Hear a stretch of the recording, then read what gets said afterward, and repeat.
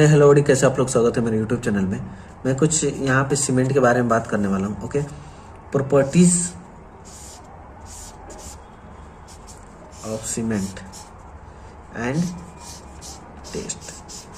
Cement के क्या properties होते हैं और उनके कौन कौन से टेस्ट होते हैं। ओके, सबसे पहले तो आपको नॉर्मल टेस्ट की अगर मैं बात करता हूँ तो यहाँ पे होता है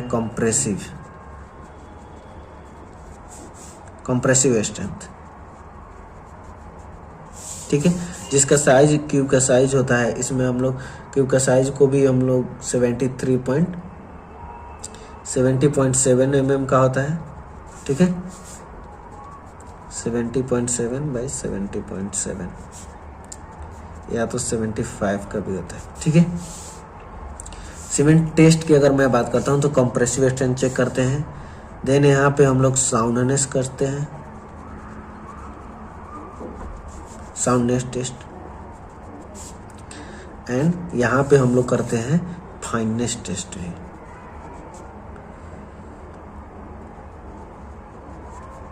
ठीक है, तो मैं आज ये फाइननेस टेस्ट के बारे में बात करूंगा कि फाइननेस टेस्ट क्या होता है। ठीक है, ये सब सीमेंट के टेस्ट है। और सीमेंट की अगर बात हो रही है तो सीमेंट में सबसे पहले मैं आपको बता देता हूँ कि यहाँ पे सीमेंट का जो इनिशियल सेटिंग टाइम होता है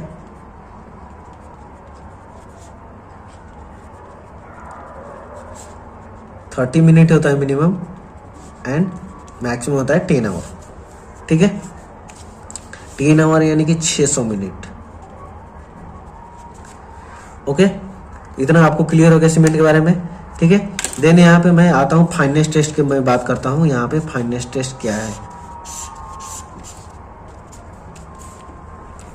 इसमें क्या फाइननेस टेस्ट में क्या होता है कि सबसे पहले इसमें 95% of the cement particle are smaller than 45 micrometer.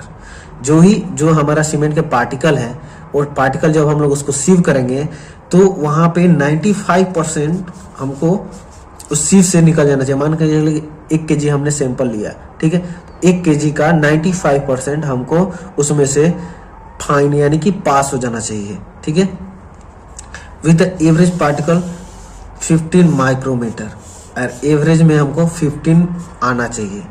ठीक है, अगर हम उसका एवरेज निकालेंगे तो एवरेज में हमको पार्टिकल अराउंड 15 माइक्रोमीटर का आना चाहिए। ठीक है, ये हमारा फर्स्ट कंडीशन कंप्लीट हो गया।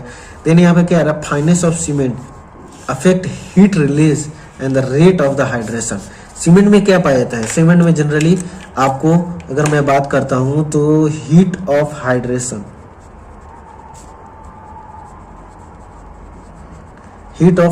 पाया जाता है। ओके, हीट ऑफ हाइड्रेशन क्या होता है, जैसे कि आप जैसे कंक्रीट प्लेस कर रहे हैं, ओके, कोई भी स्ट्रक्चर में पोरिंग कर रहे हैं, तो उसमें नेक्स्ट डे आपको समथिंग हाफ एन आवर के बाद आप देखते हैं उसमें क्रैक आ जाते हैं। क्रैक क्यों आते हैं? क्रैक आने के बहुत सारे रीजन्स हैं।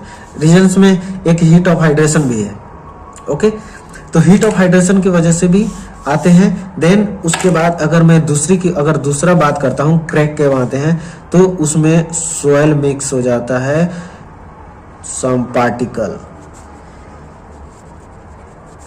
मिट्टी मिक्स हो जाती है उसमें, इसलिए आपको वहां पे क्रैक आते हैं।